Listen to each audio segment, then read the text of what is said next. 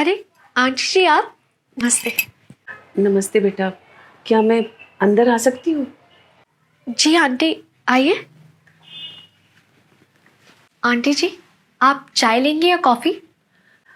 नहीं बेटा, मुझे कुछ नहीं चाहिए, बस तुमसे कुछ बात करनी थी। जी आंटी जी बताइए।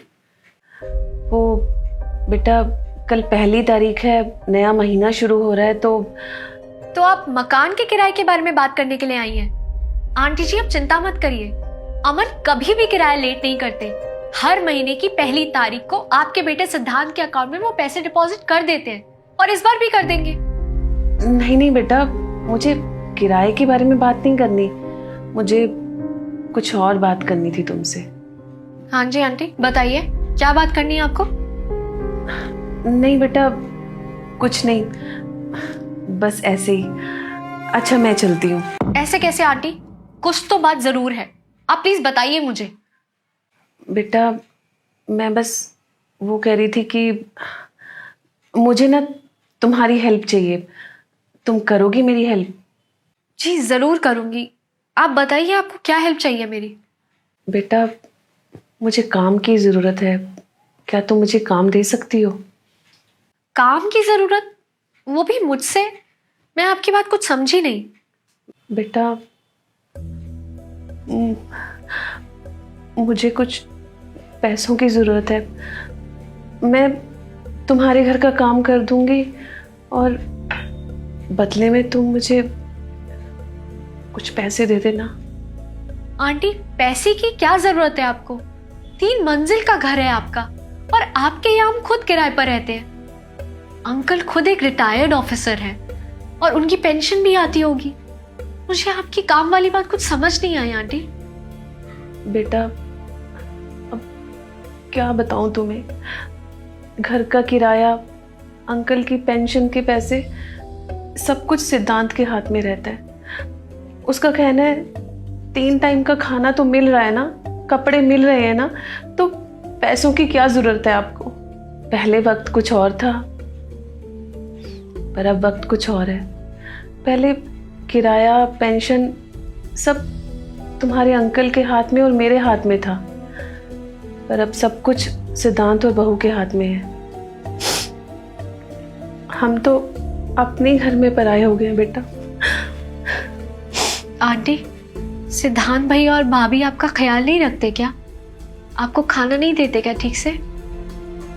बेटा अगर 3 टाइम का खाना देना ही ख्याल रखना होता है ना, तो वो मिल जाता है, लेकिन वो सिर्फ पेट भरने के लिए होता है, पर कोई इच्छा या कोई फरमाइश नहीं कर सकते। हम माँ बाप तो बिना कहे ही बच्चों की फरमाइश जान लेते थे, पर जब हम कुछ मांग लेते हैं तो उन्हें फिजूल खर्ची लगता है। तुम्हारे अंकल अब कमज़ोर हो गए हैं, कुछ काम नहीं कर सकते, लेकिन बेटा जब तक शरीर में जान होती है कुछ शौक तो होते हैं ना। 2 दिन से गुलाब जामुन की रट लगा रखी है, पर देखो बच्चों के हिसाब से गुलाब जामुन चीनी से भरा हुआ खराब खाना है, वो घर पे नहीं आ सकता। आजकल के बच्चे अपने शौक के लिए हजारों रुपए खर्च कर देंगे, लेकिन माँ बाप की छोटी सी खुशी उनको फिजूल खर्ची लगती है। माँ बाप अपने बच्चों के लिए अपना सब कुछ लुटा देते हैं, फिर भी अपने आप को दुनिया का सबसे अमीर आदमी समझते हैं। लेकिन वही बच्चे माँ बाप की दवाई और ज़रूरत पे पैसा खर्च करना बेफजूल समझते हैं। माँ बाप अपने बच्चों के लिए दिन रात लगे रहते हैं, उन्हीं बच्चों के पास 2 पल नहीं होते कि माँ बाप के पास बैठकर उनकी खुशी या तकलीफ समझ सके।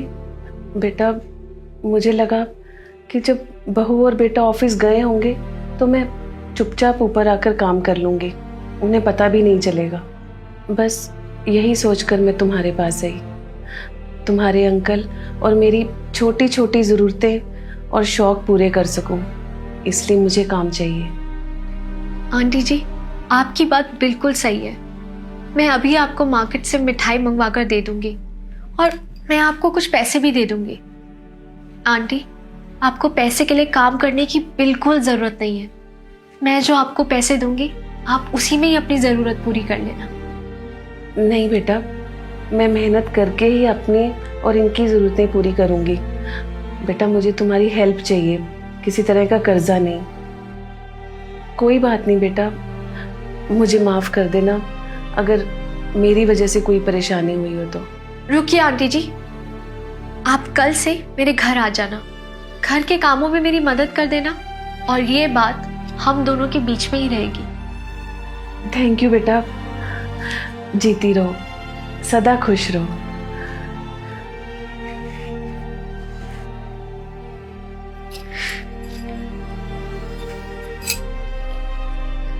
प्रणाम मम्मी जी, कैसी हैं आप? मैं ठीक हूँ बहू।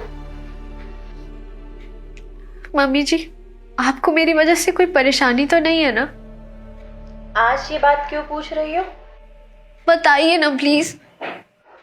अरे जिसको बेटी जैसी बहू मिली हो उस सास को भला क्या परेशानी हो सकती है? मम्मी जी, आप प्रॉमिस करिए मुझसे कि अगर आपको कोई भी परेशानी होगी तो आप मुझसे शेयर करेंगी ना? अरे बावरी हो गई है क्या? हाँ हो गई हूँ, आप पहले प्रॉमिस करिए मुझसे। ठीक है, वादा करती हूँ, कुछ नहीं छुपाऊंगी तुझसे। चल अपना ख्याल रखना और साथ ही साथ मेरे बेटे का भी। जी मम्मी जी।